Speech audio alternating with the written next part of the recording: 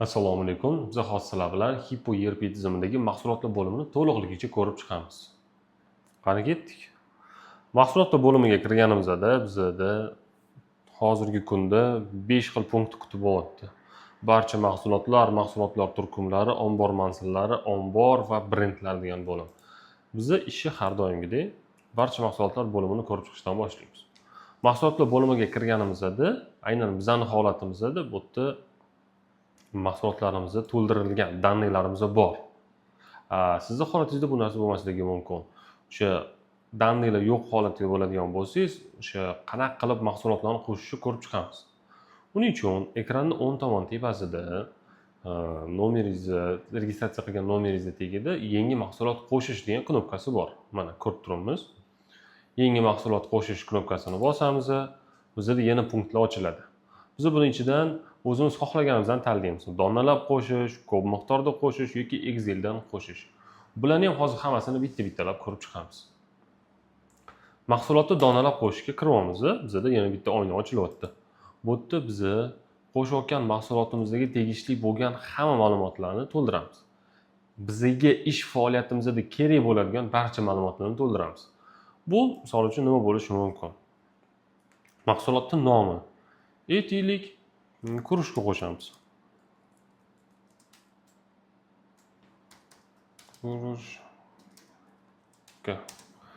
Guruchka stiklanli bo'ladi, bizda to'g'rimi? Shishali bo'ladi aytaylik. Siz mahsulotning nomini o'zingiz xohlaganingizcha yozsangiz bo'ladi. O'sha qo'shayotgan mahsulotingiz otini qanaqa chaqirishingiz udobli bo'lsa, o'shancha xohlaganingizcha yozaverasiz. Hop, 200 ml deyman. Mana endi o'sha mahsulotimizni agar artikuli bo'ladigan bo'lsa, bu korobkasida, upakovkasida kodi bo'lishi mumkin. O'sha kodlarni ham hammasini yozib boramiz. Agar yo'q bo'lsa, buni qoldirib ketsak bo'ladi. Hech qanaqa majburiy degan joyi yo'q. Turkumlarni biz tanlashimiz mumkin. Agar oldin turkumlar qo'shgan bo'lsak, agar oldin turkum qo'shilmagan bo'lsa, endi xohlasangiz yangi turkum qo'shishimiz mumkin. Bu turkum nomi idishlar bo'ladi bizning holatimizda. Idishlar. Agar xohishimizga ko'ra mana ko'rib turgan joyimizdan rasmini yuklasak ham bo'ladi. Lekin biz hozir yuklamaymiz. Saqlashni bosamiz. Mana ko'rib turganimizdek, idishlar turkumiga buni biriktirdik.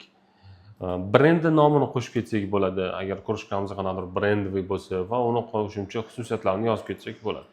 Ko'rib turganimizdek yana birinchi bizning bo'limimizdagi birinchi to'rtburchakning ichida ma'lumot doskasi ham bor. Ushbu ma'lumot doskasida biz shu krujkaga tegishli bo'lgan dannelarni hammasini qo'shishimiz mumkin. Endi biz hozirgi holatda buni qoldirib ketamiz. Endi narxlarga kelib to'xtalamiz. Narxlarni ko'rib turganimizdek 3 xili bor. Biz narxini, chakana narx bu sotish narxi. Sotish narxi aytaylik 50 ming so'm. Optimga sotadigan bo'lsak, ulgurji deb aytiladi adabiy tilda. 45 ming so'm. Buni o'zi sotib olamiz, aytaylik 30 ming so'mga. Bu yozilayotgan sonlar o'zingizning narxingizdan kelib chiqib. Agar siz optimda sotmasangiz, siz ulgurji narxini yozishga majbur emassiz. Shuning uchun biz hozir uni tashib ketsak ham bo'ladi. Xo'p, keyin mahsulotlarni valyutada qo'shsak ham bo'ladi. Valyutamizni xohlasak, buni dollarda o'zi avtomatik konvertatsiya qilib berib ko'rayotgan bo'lsanglar, misol uchun 50 ming so'm yozyapsiz, dollarga o'tkazasiz yoki 5 dollar deb turib, kurs 12 mingdan hisoblanganda. Siz buni so'mga o'tkazasiz, bu 60 ming so'm bo'lar ekan. Xuddi shu ko'rinishda ishlarni davom ettirsangiz bo'ladi. Lekin bizning mahsulotimiz asosan donaga so'mda ulgurjida optimumga sotiladi. Xo'p. Bizda narxlarimizni o'zi hozirgi sharoitda chakana narxi so'mda bo'ladi. Asosan ulgurji bilan kirim narxi dollarda bo'lish ehtimoli juda katta. O'shaning uchun shunaqa ko'rinishda qoldiryapman. Endi yana pastga tushib boramiz. Pastga tushganimizda biz o'lchov birligini tanlashimiz mumkin. O'lchov birlikda biz donaga, kiloga, metrga, litrga va kvadrat metrga mahsulotlarni sotishimiz mumkin. Bu yerda bizni o'sha sotuv jarayonida o'zimizni tushunchamizni ancha osonlashtiramiz. Chek chiqib kelganda ham bu mahsulot donaga sotilgan, kiloga sotilgan degan narsani ko'rib tura olamiz. Bu o'zimizga agar kerakli ma'lumot bo'lsa, buni o'zgartiramiz. Xo'p, qadoq nomini yozib o'tamiz. Aytaylik, krujkamizni o'zi bitta korobkachada keladi va u yana katta upakovkada kelishi mumkin. Bitta katta korobkaning ichida 30 ta krujka bo'lishi mumkin. Ana o'shaning uchun yozib qo'yishimiz mumkin. Korobka deymiz. Har bitta yozuvimiz, katta yoki kichkina harfi bu o'zingizga bog'liq bo'ladi. Hop. Va qadoq ichidagi soni degan joyiga aytaylik o'sha 30 ta deymiz. Yoki yana qo'shib ketishimiz mumkin. Mana qadoqni qo'shish degan knopkani ko'ryapmiz. O'shani bosib turib, ikkinchi qadoq qo'shishimiz mumkin. Aytaylik katta korobka.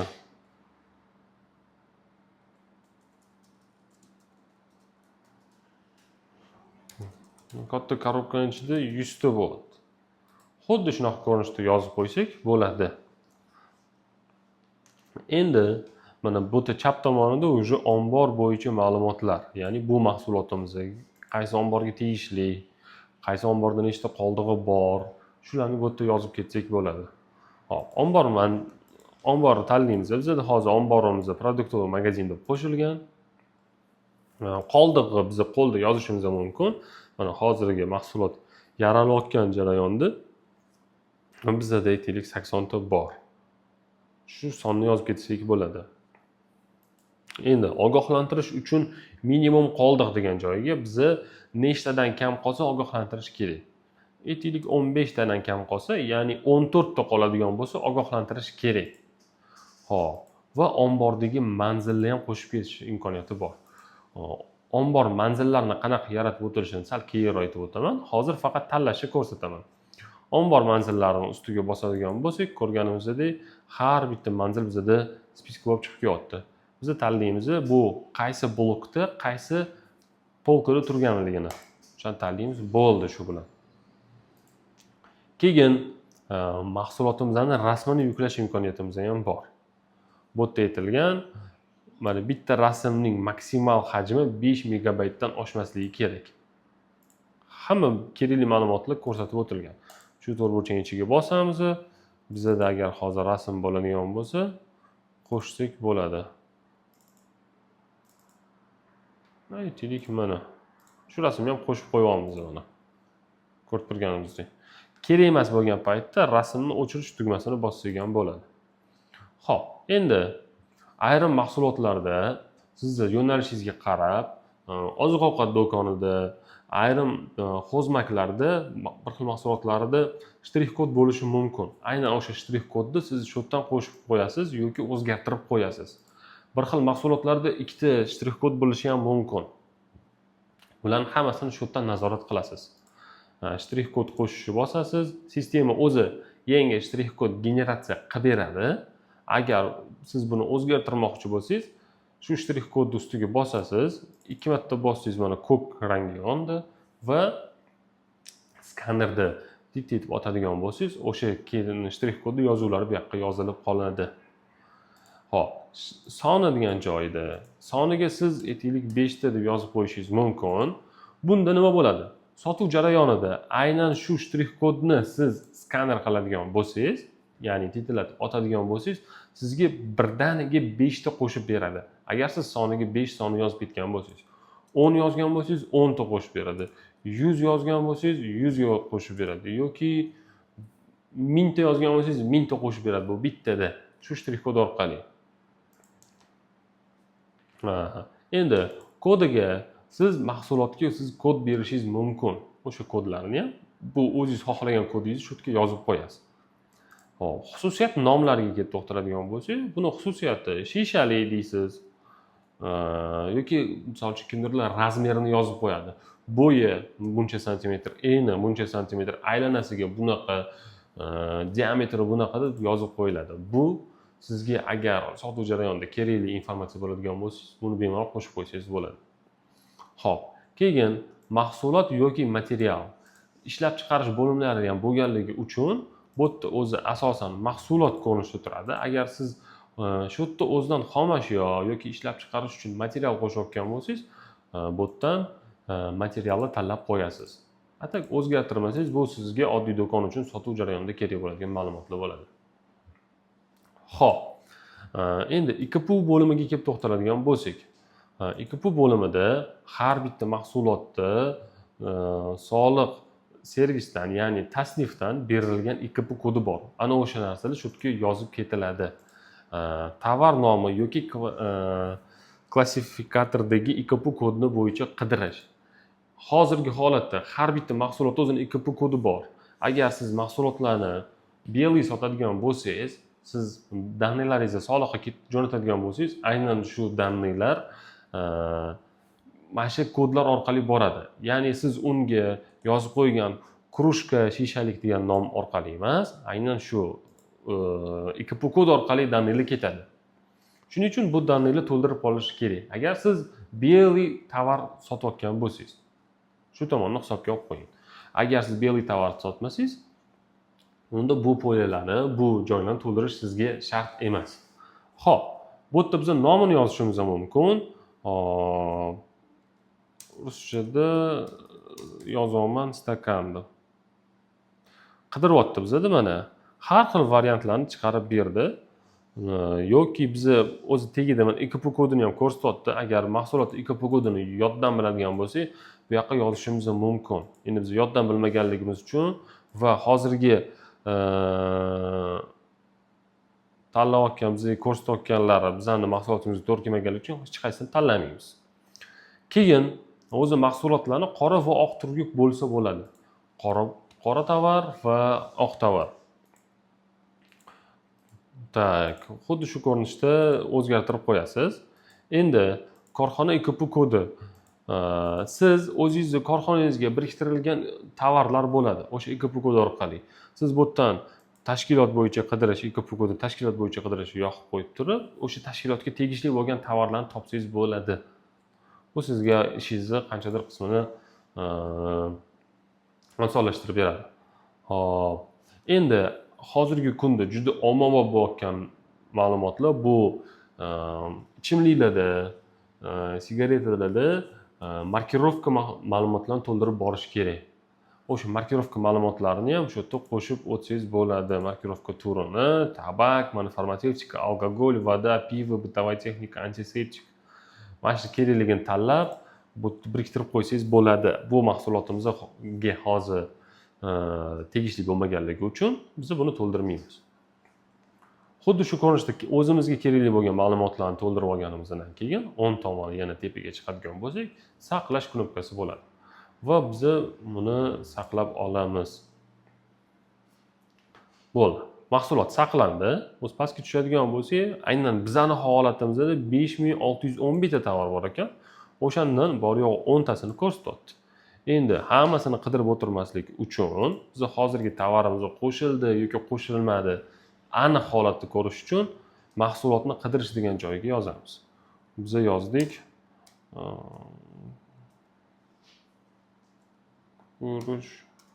Mana bizda hozir qidirdik, topdik, kruchka bo'lib qolibdi. Mahsulotimizning otini hozirgi holatda hatto yozib qo'ygan ekanmiz. O'zi mana kelib chiqyapti. Rasmlari kelib chiqyapti, boya qo'ydik. Hop, idishlar turkumiga tegishli ekan, shtrix kodlariga tegishli, hozir nechta borligi, nechta korobka borligi, optim narxda, dona narxda, kelgan narxida va aynan shu mahsulotga tegishli bo'lganda chakana narxi bo'yicha umumiy qiymati shuncha ekan, ulgurji narxi bo'yicha, kirim narxi bo'yicha va mahsulotlarning umumiy soni bo'yicha daniylarni ko'rib olsak bo'ladi. Mana hozirgi xatoyimizni to'g'rilash uchun ruchka bo'ladi. Endi men bilganim shu. Buni tahrirlash uchun kerakli mahsulotni topamiz. Qalamchani bosamiz. Ko'rib turganingiz o'zi ikkita knopka bor edi, o'shandan bittasini bosdim va mana bu yerda o'zgartirib qo'yamiz. Ruchka yozib qo'ydim. Saqlashni bosdim. Bu yerda ham avtomatik o'rtaga u harfi qo'shildi. Ya'ni xato to'g'rilandi. Bundan hech qanaqa muammo yo'q. Xuddi shunaqa ko'rinishda ma'lumotlarni qidirsak bo'ladi. Xo'p, endi mahsulotni qo'shish ikkinchi turiga kelib to'xtalamiz. Yana xuddi shunaqa mahsulot qo'shish bosamiz, mahsulotlarni ko'p miqdorda qo'shishni bosamiz. Bu yerda ko'rib turganimizdek, bitta oynada emas, endi bitta qatorda joylashgan. Ya'ni mahsulot nomini yozsak bo'ladi. Chakana narx, ulgurji narx, kirim narxi, artikul kod, shtrix kodlar, ombordagi manzillar bo'yicha, hop, keyin o'lchov birliklari bo'yicha, mahsulot turlari bo'yicha hamma danliklarni ko'rsak bo'ladi. Boyagi birinchi ko'rsatgan oynaga o'xshab bitta katta oynada emas, bitta qatorga sig'gan holatda. Endi bu yerda bitta mahsulot haqida hamma ma'lumotlarni to'ldirasiz, hamma o'zingizga kerakli bo'lgan ma'lumotlarni to'ldirasiz va yana yangi qator qo'shishni bosasiz. Ikkinchi mahsulot haqida yozasiz, yana qo'shasiz. Xuddi shunaqa ko'rinishda bir 10 ta, 15 ta, 20 ta o'zingiz xohishingizgacha hamma danliklarni to'ldirib, oxirida saqlash tugmasini bossangiz bo'ladi.